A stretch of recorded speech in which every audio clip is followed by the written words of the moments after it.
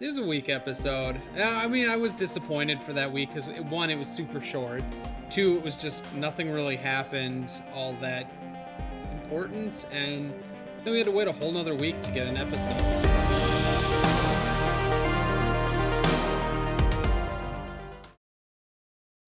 So start with episode 4. Is that what we wanted to do? We want to start talking about the bad one.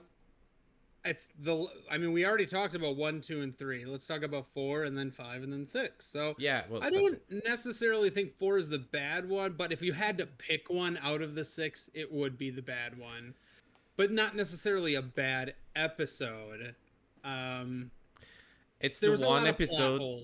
There's a lot of moment when I was watching it. It's the only one when I was like taking out and said, no, what that's happening? That's dumb. That's stupid. And it happened to me many times during episode 4, which didn't happen to me in any other episodes. My favorite part is when that one chick, I don't even remember her name. What is her name? The undercover officer. Riva? Oh. Yeah, I think that's right. Tala. No. Tala. No. Yeah, Tala. Tala. Yeah. Riva's the bad Inquisitor. Yep. But Tala, when she just smacks the stormtrooper in the face. When she lightly touches his helmet and the guy falls to the ground. Yeah. My favorite part is when Obi-Wan uses his lightsaber like a baseball bat. He chops a stormtrooper and just bounces back. And then he smashes him again. Instead of just going through him. Or how literally just solidified the fact that stormtroopers can't hit anything.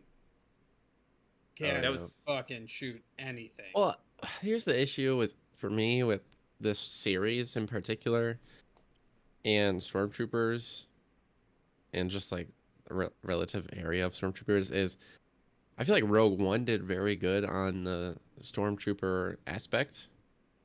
And I say that because if you were to rewatch it, I don't know if you looked very close, but I remember that being like the first Star Wars film where they actually go in depth on damage on the stormtroopers. So Jyn Jake, I think that's her name, takes a baton and smacks the shit out of a stormtrooper, and its chunks of its helmet fly off, and then they get knocked out. Whereas this TV show gets lightly tapped like this, and he's knocked out. What? In that same movie you're talking about, one guy's able to beat the shit out of like 40 stormtroopers with a stick. Yeah, but he's force sensitive. I mean, but what? I mean, you can say, but the force. Yeah, what's the stick made out of? Wood? Probably. What else is a stick made out of? Still, it's better than a flat hand to a helmet. No, I'm agreeing. It was stupid. Yeah. It was real dumb. I don't know. I just think Rogue One did a good job. Didn't she do something cool in the one right before that where she lifts it up and shoots him or something? That was a robot, I think, who did that. I don't know. Maybe. That was still cool. All I will say is that episode, and then pretty much every episode after that shows the ineptitude of the Empire. How the hell did they stay in power for so long? But then that's how they got beat by a bunch of Ewoks. They just suck. When the base is on high alert, but then there's this guy who's standing on top of a child. Like you have two child together in a trench coat that nobody else wears around him. He has a beard. Everybody's shaven, but he just walks around during a red alert, and nobody even notices him. Also, they all know what he looks like. They should. His face is out there. Yep. And it was out there among like a city, and then at least one person should be able to get access to what his face looks like. His beard was longer. Yeah. Yeah, like a couple. Okay, that makes sense. Yeah, I get it. True. So, look, I could go shave, and you'd be like, "Who's that guy?" The worst part for me that annoyed me the most is at the end when you have the two snow speeder that comes out of nowhere, just like Deus Ex Machina to shoot everyone. It's been showed many times that this base is equipped with so many TIE fighters everywhere. They do not launch a single one, and they just let the snow speeder shooting everyone just go away, and they don't launch the TIE fighters. Yep. And I mean, I could be completely wrong about this, but I thought the snow speeders why they were used on Hoth is because they're great for ground combat, and they can't fly in space, and all of a sudden they're flying in space. So unless they retconned something and made it so those planes I was actually annoyed. can go in space. I was annoyed at that when I saw them, but the snowspeeder, they don't actually go in space. They go in the carrier after that. They just go and land inside a carrier that brings them away. So they don't go in space. So unless you wait and you get your snowspeeder destroyed by somebody throwing a box at you. It was a heavy box. It was a very heavy box. Heavy box. Probably packed full of explosives. Or full of force. Full of the force. I mean, you're not wrong. There was a lot of force behind that force being thrown.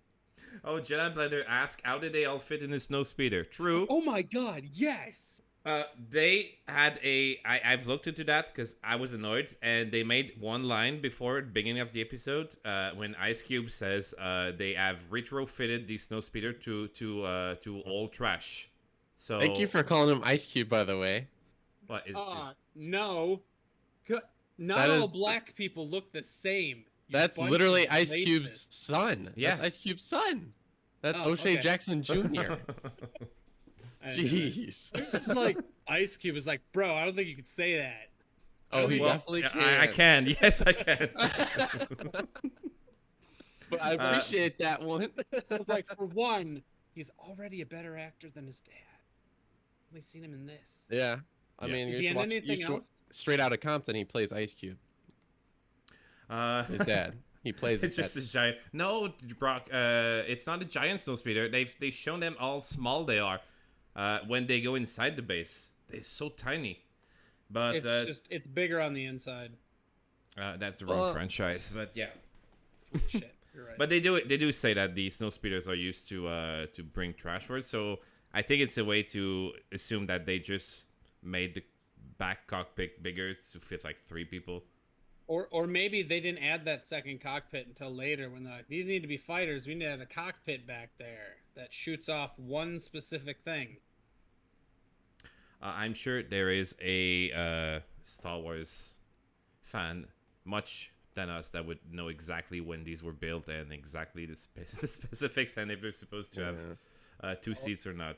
But yeah, Jedi Blender, Obi-Wan definitely smelled bad. Like, he went from swimming in some strange water. No, he had to smell. Even at the end of the TV show, he just looked like he smelled bad to me. Yep. Yep. So yeah. Also, is it the first time we saw these speeder being able to hover and just stand in place without or any Star Wars ship as being to just like helicopters? They just come in and they don't move. They levitate and they just shoot all around. Because I don't think we've seen that before. Not the first, because that Nubian from the first one could do that, I think. I don't remember.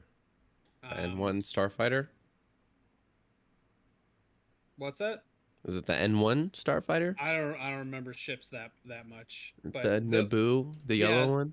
No, the you know when Watto's like Nubian class. Oh, the shiny one. Yeah, the Yeah. shiny one. Yeah, because Amidala's they're like ship. floating, and then Qui-Gon jumps onto it while it's like. You're floating right. there. You're right. I forgot about that. You're right. Okay, I stand corrected. It's okay. Overall, I still agree this is probably the weakest of the episodes, with not much actually coming out from it, except for seeing the Inquisitor base and seeing Darth Maul like force choke someone from like 40 feet away. Vader. Vader. Maybe. What'd I say? Maul. Oh, Because I was I was thinking of Darth Maul in that scene with the Nubian where he's just sitting there like, oh, they got away. that's exactly what he said. Well, we're gonna talk about Vader doing the same thing in next episode anyway. But yeah. I don't even remember how this episode ends, though. They get away, and Vader is about to choke Reva and says, "Now you're gonna die for letting me down." And she said, "No, Oh, but I put a tracker." I put a tracker on the robot." So he says, Yeah. "Oh, you're not gonna die. You're actually a genius." And then you see the little red Cylon light turn on. If Vader was smart, he would have just choked her and killed her right there and then been like, okay, let's go get him off the tracker that she put on there. Because she failed him. And it wasn't like her first time either. And we learn later that he knew from the beginning anyway. So why would he keep her around? Yeah, it's just... Or maybe he says that to Just be like, I'm better than you. Yeah, I knew this forever. Mhm. I think the only thing that this episode brought was Obi-Wan having to find a way to get his connection with the Force back. If anything, I think this episode could be completely skipped. And I don't know. I don't think this episode brought anything. We had a little bit of fun fighting with lightsaber, showing all the troopers.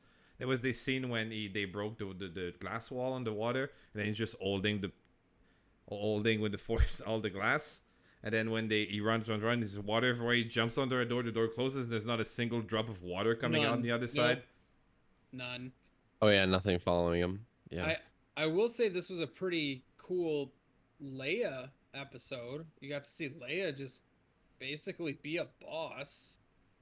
Like 10-year-old getting friggin' interrogated, and she's just like, she's playing them for fools.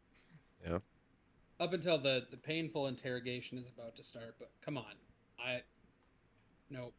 You want any information out of you, just threaten to break a finger or something, I'm gonna squeal. Oh yeah, I'm gonna be like the dude from Deadpool when he gets interrogated by Cable. Apparently, this is good. This is good info I didn't know. So, according to Giant Blender, robot is named Lola. Carrie, I presume you mean Carrie Fisher, had a pet bird named Lola. So that makes sense now. Giant Blender, what's her dog's name again? I forgot. It was the ugliest, most beautiful dog. Maybe it was Tentive or Alderaan.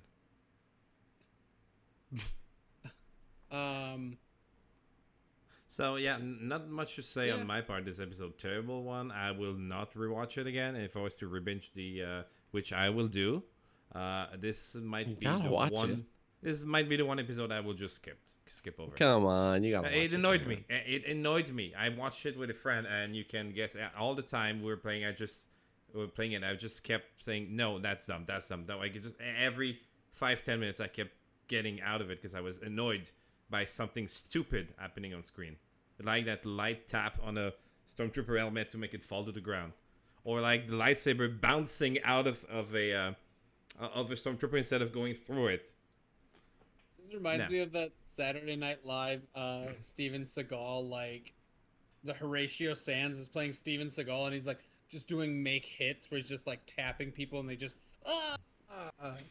fall unconscious. That was her just like Stormtrooper's dead.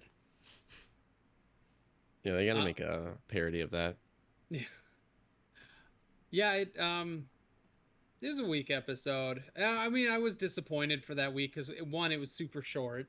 Two, it was just nothing really happened all that important, and then we had to wait a whole nother week to get an episode, which I guess we'll move on to that episode. Unless Moose has anything you wants to say about it. Nah, I think this is just another result of whoever they hired in the choreography department or whatever, the running around being physical department.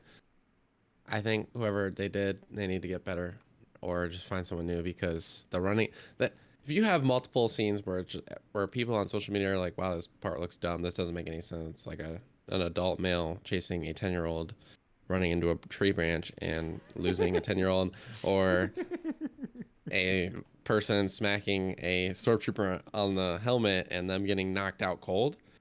You know how much force it takes to knock someone out cold? You could punch someone in the face without a helmet on, and they might not even get knocked out cold. So, I mean, like, I don't know. That's all I have to say. I think that's just a result of this episode. But anyways, we can move on to the next episode.